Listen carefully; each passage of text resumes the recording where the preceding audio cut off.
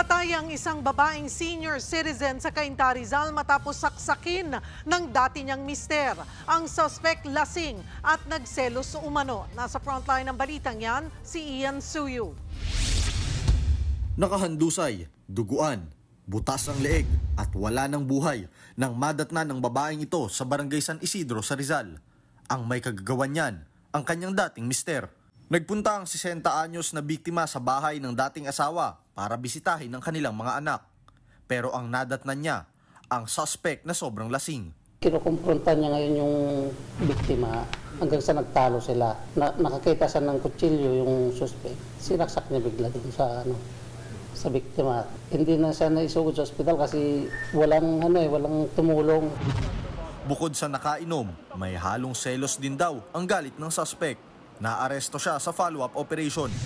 Nakuha sa kanya ang kitchen knife na ginamit niya sa krimen. Depensa ng suspect.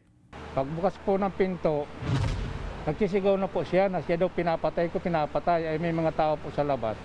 Parang na-block ko na po yung isip ko. Nakakupa ko ng patalim at ko po sa kanya. Mahaharap siya ngayon sa reklamong parricide.